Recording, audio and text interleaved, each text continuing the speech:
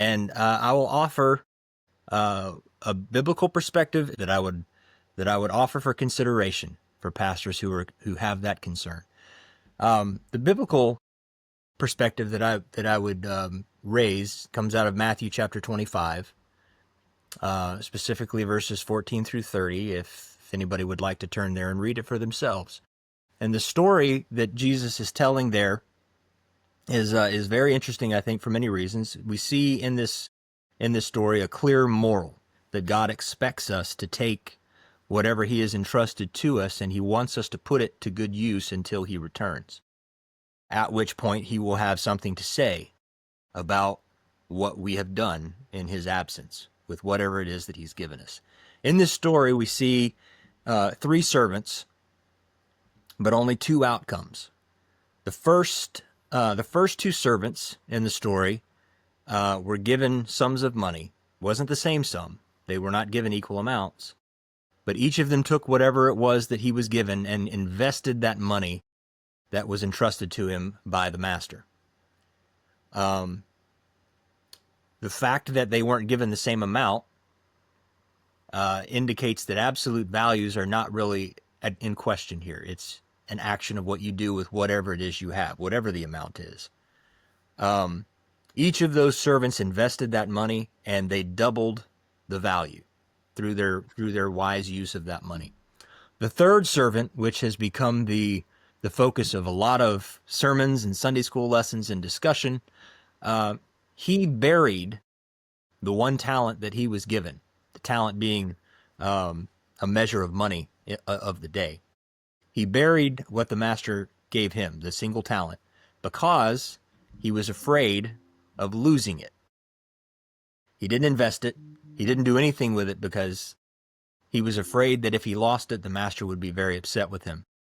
And of course, when the master comes back, he's very displeased with that one servant for having done nothing with what he had been given. He held on to it so tightly because he was afraid of losing it, and that did not please the master.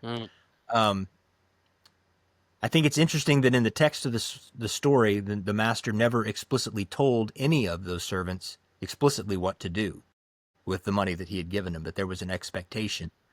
And what they each chose to do with it had a lot to do with their relationship and their understanding of the master's character. The two that invested it, did so because they knew that's what was expected of them, and they knew that the master expected them to take certain risks, and that it was a risk. I think, though, it's interesting that Jesus addressed only those two scenarios. They invested wisely and it paid off, and the guy who did nothing, which made him very unhappy. When I read that story, though, a fourth possibility seems to leap out at me in my mind that I wish Jesus would have addressed in that parable.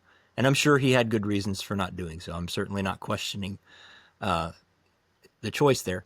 But what about the hypothetical fourth servant who was given some number of talents, tried to invest them wisely, according to his several abilities, as the story says, doing what he thought was best, and then he did lose it? What do we think the master would have done in such an instance where that hypothetical servant tried to do the right thing and then lost the money that was given to it? I think it's significant because I think that is exactly why these pastors shy away from putting what the Lord has blessed them with to good use: their church, their ministry, their people, their voice. They're afraid of doing it wrong. They're afraid of messing something up. Like you said, just maintain what we have. They're afraid of losing it. That was exactly the concern of that unprofitable servant in that story. So what do we think the master would have done had he returned to find that a servant had tried and failed and his money was gone? Is that as bad or worse than doing nothing with what we've been given?